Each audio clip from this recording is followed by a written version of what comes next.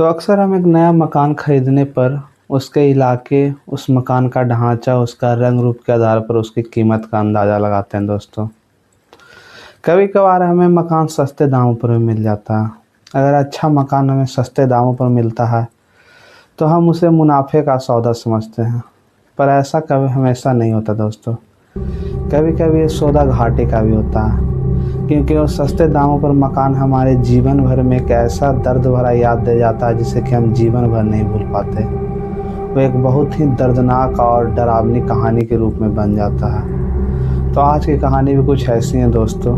तो आज रमेश जी की कहानी मैं आपके साथ शेयर करता हूँ। रमेश जी लिखते हैं कि उन्होंने एक नया मकान खरीदा था, जो कि शहर के एक पॉश इलाके में शहर के बीचों बीच था। मकान का एरिया काफ़ी सुंदर था, पर मकान बहुत पुराना था। लगा था काफ़ी दिनों से वहाँ कोई रह नहीं रहा। पर मकान उन्हें सस्ते दामों में मिल रहा था, तो उन्होंने उस मकान को फ़ौरन खरीद लिया। उस मकान को खरीदने के बाद उन्होंने उसे रिनोवेशन के लिए, तो रिनोवेशन का काम होने के बाद वो मकान सुंदर सा दिखने लगा। तब रमेश जी सोचे कि क्यों ना वो अपने पूरे परिवार के साथ उसी मकान में शिफ्ट हो जाए। तो रमेश जी, उनकी पत्नी सुगंधा और उनकी बेटी सानिया के साथ उस मकान में शिफ्ट हो जाते हैं। तो पहला दिन था दोस्तों। ये लोग पूरे मकान को सजाने में, अपना अपना कमरा, अपना अपना सामान रखने में व्यस्त थे। थक हार के ये लोग रात का डिनर करते हैं और फिर सो जाते हैं। पर रात को सोते सोते अचानक सुगंधा को लगा कि कोई उसे बहुत गुस्से से घूर रहा है। सुगंधा फौरन अपने बेड से उठी, चारों तरफ देखी, पर वहाँ पर कोई नहीं था। उसके बगल में रमेश जी सोए हुए थे। सुगंधा को लगा कि शायद उनका कोई वहम होगा, क्योंकि नया मकान है, नया इलाका है, तो हो सकता है उनका बॉडी अभी अडेप्ट नहीं किया हो, तो उन्हें ऐसा लग रहा हो। फिर वो दोबारा सो जाती है। दोस्तों, सुबह होती है।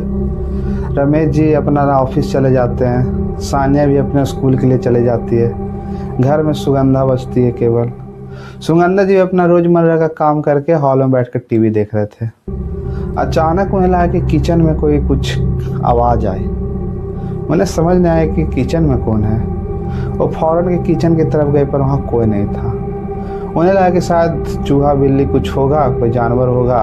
तो किचन का दरवाज़ा लगाती है और फिर दोबारा आके हॉल में टीवी देखने लगती है। दोस्तों, थोड़ी देर बाद सानिया भी स्कूल से चले आते हैं। फिर माँ बेटी दोनों मिलकर अपना टीवी देख रहे थे। शाम होते होते रमेश जी भी आते हैं। उसके बाद ये लोग रात का डिनर करके फिर सोने के लिए चले जाते हैं। करीबन रात के 1 बजे होंगे।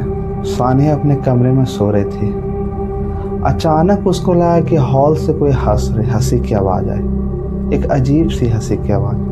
वो समझ नहीं पाई कि रात को 1 बजे आखिर कौन हंस रहा। सोनिया सोची कि हॉल में जाकर देखते हैं। वो हॉल की तरफ बढ़े और हॉल का कुछ सीन ऐसा था दोस्तों कि हॉल है, सोनिया के जस्ट कमरे के आगे जाके सोफ़ा लगा हुआ था। सोफ़ा के आगे टीवी लगा हुआ था।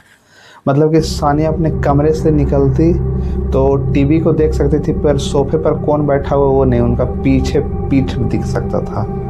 तो सानिया निकली तो ये देखे कि हॉल में टीवी चालू है। एक महिला बैठी हुई है, जिसका कि बाल खुला हुआ, उसे खुला हुआ बाल पीछे से दिख रहा था। उसे समझ नहीं आया कि माँ इतनी रात को आखिर टीवी क्यों देखने आएगी। पर उसे माँ जैसी तो दिख नहीं रही थी, उसे कोई और महिला लग रही थी। वह समझ नहीं पाया। वह अपने कमरे से निकली और सोफे की तरफ बढ़ी। जैसे वो सोफे के सामने जाती है तो देखती है एक अजीब सी महिला, जिसका कि आधा चेहरा जला हुआ है। सानिया की तरफ बहुत गुस्से से घूर रही है। सानिया का देख के हालत खराब। वो समझ नहीं कि क्या करे। वो बहुत जोर से चिल्लाए और चिल्लाने के साथ डर के मारे वो वहीं बेहोश हो गई।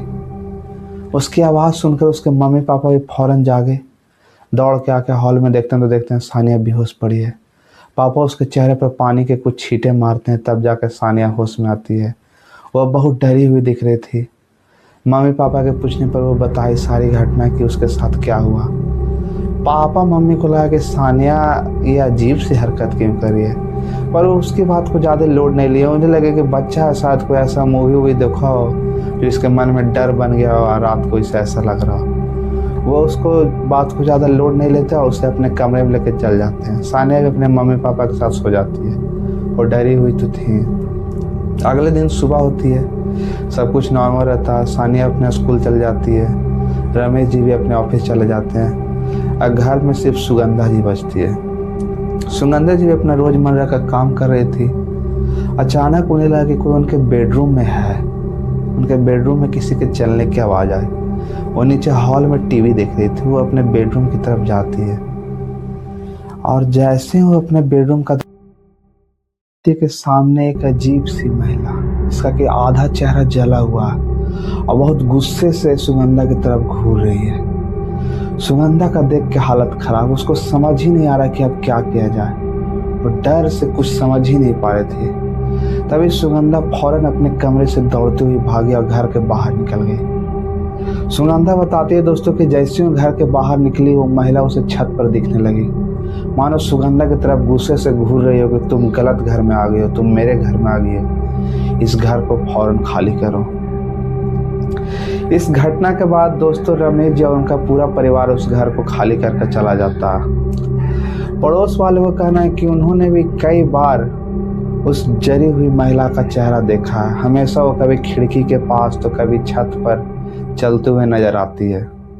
पड़ोस वाले कहते हैं कि वो रात को उस घर के करीब से गुजरने में लोगों को डर लगता है, कोई उस घर के पास जाना नहीं चाहते।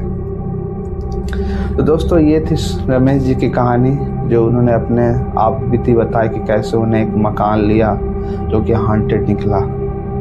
दोस्तों अगर आपको ये कहानी अच्छी लगी हो तो ज़रूर वीडियो को लाइक करें और कमेंट करें और चैनल को सब्सक्राइब करें और अपने दोस्तों के साथ शेयर करें। धन्यवाद।